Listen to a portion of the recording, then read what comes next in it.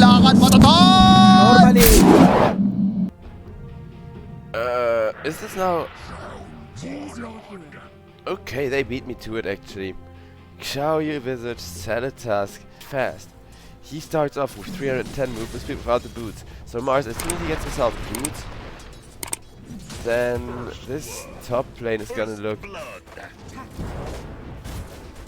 Visage now getting poked back by the Mirana with the leap. That is almost gonna be a kill. Ooh, the soul reception comes on out. Turning it. Ooh, LWW is not only gonna be fine, it's now gonna be able to turn around on this Mars. Trying to set up his troll for a kill, and it looks like they are gonna succeed. Yes, so as you see, that pure damage, it's just a nice quick dash of Mars itself that you can do over and over again. Tossed back onto Judy, onto LWW. Face with that dance, Django getting zoned out. Backstab after backstab coming through from the Ricky. Yeah, that's the power of the mid lane Ricky. Plus Tusk just having a really good game for support. I'll show you guys the net worth graph so you can see that it's actually even more devastating than you'd think. Unity Gaming, they are trying for the fast victory here. And with how fat their troll is, they may succeed at that, because everybody knows troll pushes like a bastard. Also XY denied himself to a neutral creep there. How the hell did that happen? Ah, okay. Fair enough. Compare these two in terms of damage and in terms of how rich they are, and look at how quickly that Overlord goes down. As long as you have the silence and you're able to find a good angle to level 6, you don't need kills, you don't need good stats here necessarily just now. Bane is gonna drop to the PL. PL now also on a killing spree.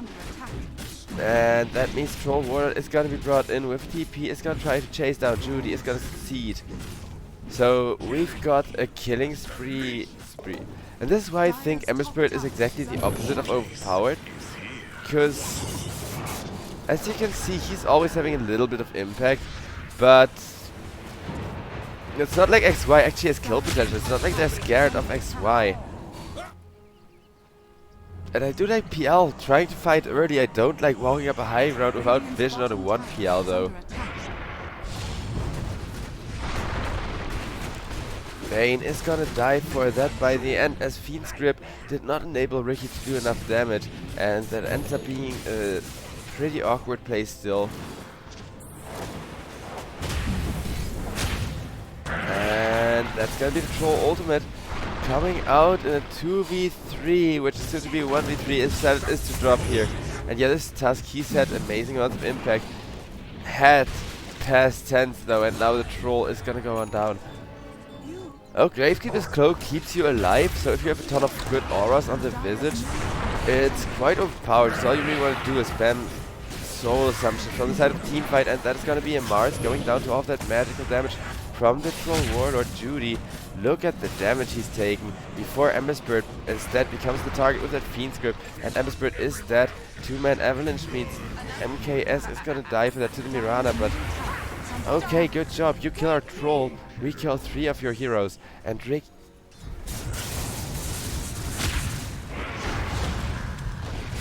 setting out on the Ember Spirit with his silence is gonna make sure his team is guaranteed to have that kill. And a Mars Arena onto 3 people. Salad is gonna be the first one to go down there. Ricky manages to blink himself out still, and 4 people are now chasing after this Ricky with the dust. They are gonna have him avenging their Ember Spirit, and Bane is gonna knock all the way to the side. LWW actually trying his best to run away, and there's the Troll once again. Remember the last fight as the Silent with all of this magical damage? Well, guess what? This time around, Troll is even more ready. However, that is a Bane going down, and MKS does proc the ultimate before his mana is all burned. But look at that, he just can't seem to find the real PL, and Mars is gonna go on down for that one.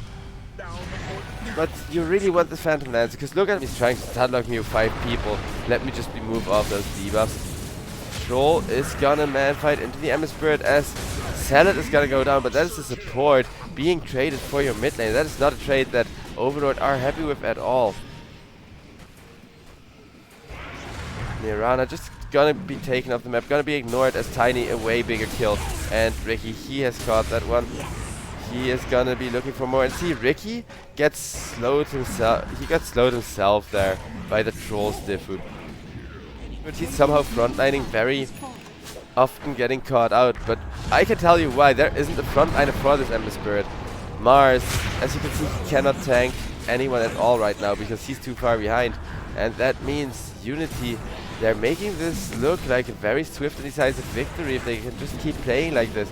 MKS, oh no, he's dead, except that's exactly what they wanted because he could use a little bit of reset. And down goes the Mirana as well. Mega kill streak and 8k gold lead for the side of Unity, who are now with that troll trying to get a mid-tier 3 tower. Oh my god, this is ridiculous, especially if this PL just gets a kill on the troll. Troll is now half health, and there's the Avalanche to set things up, but guess what? Troll Warlord already ready with the BKB, getting a kill on the Tiny, but Tiny isn't the target he wants. No.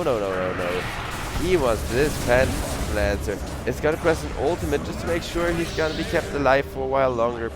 And PL is gonna get out. However, PL being saved by a Mars sacrificial arena, that's not great at all, because even if PL knows and wants to farm, Troll, he is looking to end this game early, but he is gonna do some off-meta stuff. No way in hell, right? No way in freaking hell. Well, Tiny is gonna go on down, and with that, Phantom Lance once again locked down, eating his soul subs to the face, trying to run out of there. However, a Ricky arrow is gonna ruin those plans. PL not quite sized up in time, and they are trying to find out who the real one is. Knight finds him and kills him off with 2 backstabs. That means Troll once again able to kind of do his thing here. His thing of walking people down with the Aegis. Not running them down, no, you slowly walk at them in their base and you just hit objectives until they come out and fight you.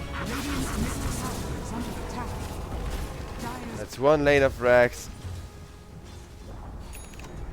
That's gonna be 2 lanes of Rax, as they know if they fail to finish here, Phantom Lance may still come online, and that's something that Unity want to prevent. They take a single lead this game, off of the Ricky first and then the Phantom Lance by getting the Phantom Lance a killing spree, and between just having 2 really fat, really high agility carries, the Phantom Lancer is the slower one. Troll Warlord, he comes alive.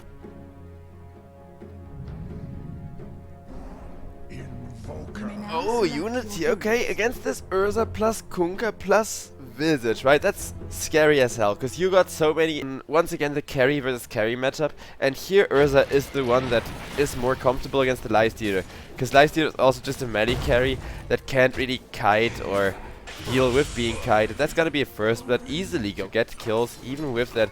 And see, Enchant is great for the slow, but not the slow of the Enchantress, the slow of the Spirit or Ghost or whatever the big one of those is called. And a teleport out once again on the Earthshaker, who is now gonna have to something. We've had the same thing last game though, where Tusk would let people get away, would allow them to walk, and then like ice shard them up. Just, you know, bait them into walking away from you. Ancient Apparition also goes on down, and it looks like Overlord, they indeed just want to keep everything tight here. Boku really needs to win his lane, and then he needs to become the difference maker. Because while Unity aren't in too bad of a spot, right, it's still the early game, yeah.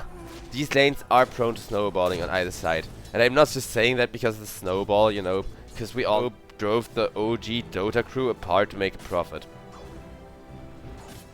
Freaking Pendragon, man. Oof, Urza coming close to killing off this Earthshaker, and you can physically feel the pressure looking at these lanes. I can't even keep up with the camera. I mean, we're not missing any kills, but there's a dive here, a dive on top, there's a super one-sided game in the exact other way, except Invoker now finally gonna get the first kill of the game, of this game number 2 for Unity Gaming. And I did talk about Invoker having to be the difference maker here. Well, he can certainly start this way. Now over on the top lane, if only they had an Invoker ready to teleport in there. Instead, MKS at least may survive this. but with the birds, nope. Nope, right? Or he doesn't necessarily like them, but he plays them really, really well. Whenever he's getting one and whenever it's like, oh crap, I need to build an orchid. Oh crap, I need to build, I don't know, a hurricane pike. Or, well, those are more ranged position 4 items. Now a nice roll through onto the Beastmaster. Not really gonna turn that into anything just yet. Judy, man, fighting up against the Salad Earthshaker. Cold Feet not proccing actually means he is gonna be able to get away. One more hit and LWW means he is dead though. Urza, no ultimate, no nothing available. And he wants his battlefield, so you can't really afford to go down. Has to hide himself away, has to let his team do the work. And even with Judy's draft like this, like, whether this is a Kunkka or some other hero with just a ton of catch, it could be a Pudge for all I care. And I think the only difference is the AoE slow versus the Rum. And now that's Enchantress going down. Enchantress, not the kill you're after here though, but the kill you're after is instead gonna kill off your Beastmaster and now your Visage too. Oh my goodness. This Lifestealer. MKS, he gets the armlet immediately. He does have the Burbs backing him up and his team rotating in. So everyone from Unity is going to be able to get away. And I was about to compliment the Vision game from these supports. And Tusk is going to die for a very forward observer ward. Just taking those big armleted right clicks from the Lifestealer. And Invoker is going to take Fury Swipes to the face. One more is going to do the trick. That is your biggest hero dying, as Knight was just worth almost 600 gold at this point. All about the 2v2 with this core matchup. Oof, or you just start off the fight by making it 2v1. If they can catch the Invoker here, yes they can. X marks the spot, BKB to run him down. Lifestealer is back to full health, so he's just gonna rage and walk out of there. Salad, if only he could rage and walk out of there. Rip Kunkka. Any last words? Oh, actually, Tusk has a Blink Dagger to work with now. Never mind that Judy comes on in, kind of equalizes things out, and now the Invoker is gonna get caught. Annihilated. 4,000 gold lead once again for the side of Overlord. And this isn't like a Doom's gold lead, which is only temporary, because some people started thinking that with the Battle Fury, but no, Battle Fury actually pays for itself. Unlike the Doom, where it's kind of a trade-off for coming online really early, you also finish farming really early and get 6-slotted, which isn't bad, because you can always buy your team a Moon Shard. There's always gonna be purposes for lots and lots of gold.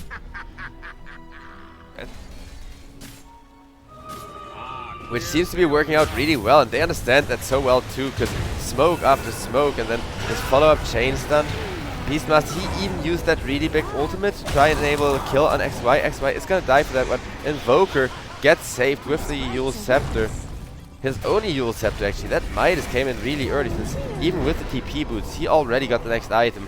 And Django is gonna die off to MKS as well. This Lifestealer, he is actually the carrying this game, as oh, he has a Desolator. That's why he suddenly deals so freaking much damage. Everyone is rich this game, guys. This is really confusing. I thought Urza was like a little ahead. Nah, everybody is freaking rich. Holy crap. I know with the current meta, it's really hard to actually end. And Tusk, not the target you want to initiate on at all. Urza instead turns around, goes for one, goes for the next Lifestealer. Okay, he is kind of strong when it comes to hitting the Tusk. However, MKS, he just dies to the Skull Basher. And with Urza having all of that built in attack speed, it's always gonna stay a hard game against Skull Basher. Now Beastmaster is gonna go on down to Django, just dealing so much damage from behind. And the last one that didn't get team-wise a few times with the Skull Basher. And that's gonna be an X marks plus a Walrus Punch to initiate the fight. MKS will be the target once again. MKS, the most valuable of these kills, provided Urza can catch up, which seems a little bit problematic right now. But Edge Apparition gets Yules out of position. And that's gonna be Beastmaster dying as well. Own it. Walrus Punch plus Earthshock, killing off the Edge Apparition. Gets punched in the air and then has a bear jump on her. Whatever. But you get my point. That's kind of painful. Tusk going Echo. Earthshake, he doesn't need huge item timing, he just needs a 3, 4, 5-man Blink Echo. LWW gets sniped off there, as it's a 14k gold lead at this point. Oof. MKS, he was hitting XY. XY just went for the BKB TP out, but with all that armor reduction, guess what, Kunkka? You are not gonna TP out. You are gonna get TP to the bottom of the sea. And will get Sun Tower.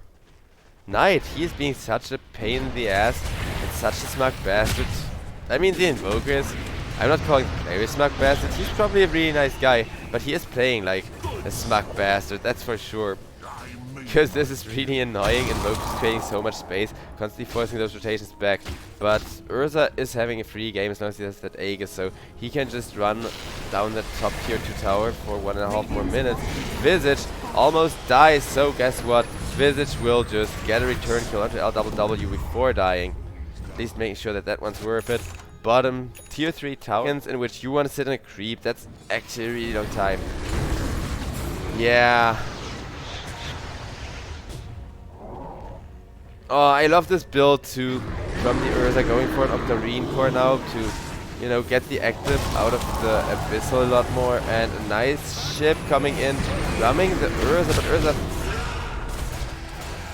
he, like I said, can get a bad matchup off of the Skull Bashes too. And with the cold feet tornadoes, he is still gonna go down, and Lifestealer able to get himself out. That would be the edge they need. MKS is actually gonna kill off Django as well, and XY can't right click against MKS either. MKS just man fighting up one after another, and that is that feast we were talking about, putting you at minus armor. And oh my god, this is what I meant when I said Lifestealer can just self caught and got locked up to starve in a dark cell or to die there. And just before he died, he decided to reanimate himself through necromancy. Django gets sniped as well, so 1-for-1. But Lifestealer, basically, his entire character is both a necromancer and the zombie servant, like the zombie thrall, in the same body. That's the entire concept of the hero, and I find it so cool. And freaking World of Warcraft tried to sue for that, because, or like Blizzard, but based on a World of Warcraft character that was, it's so close to a 50-50, despite being 40 minutes of total back and forth after what looked like a very fast 20-minute stomp. Beastmaster, he is gonna take so many Fury Swipes to the face. However, he's gonna survive for now. Nope, that's it. And Invoker from the backlines, getting in a lot of utility. However, Lifestealer isn't. Imagine if there was Lifestealer to hit all of them for tons and tons of fast enough on his own. Just let the Fuzzy Wuzzy handle it. Dire's middle tower is under attack. XY. He got annihilated there on the Kunkka. In comes Visage looking for the kill on the Earthshaker. Is not quite gonna find that, instead feeding the Lifestealer like almost 1,000 gold and a ton of assist gold.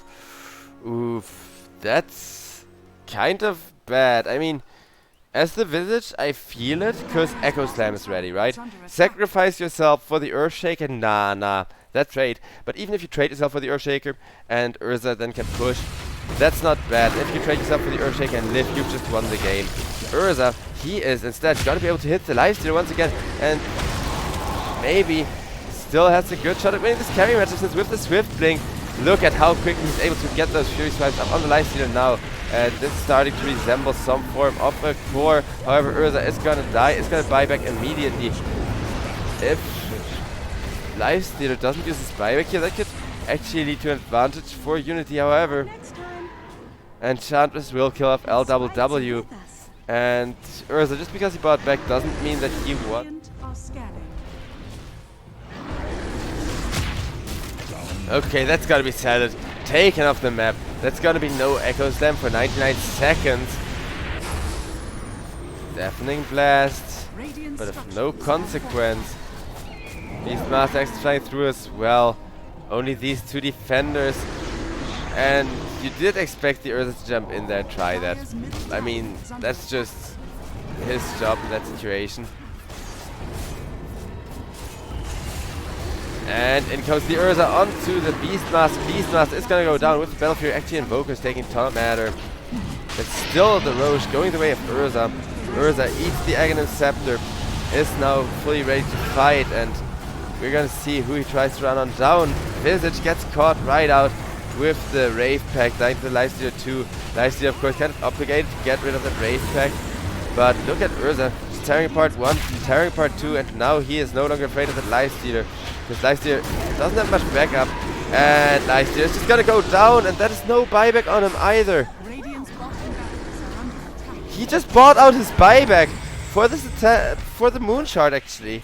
He bought out the freaking buyback for the Moon Shard, and that means Unity, they're not gonna get that 2-0. They tried everything they had for the 2-0, and yeah, well, went for a YOLO Moon Shard, probably thinking we need a little bit of an edge to win that fight.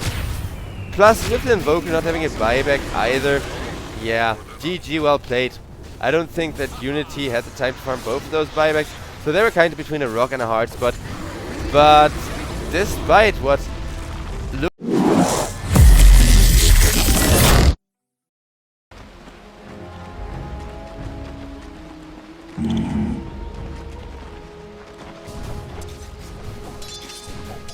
Right.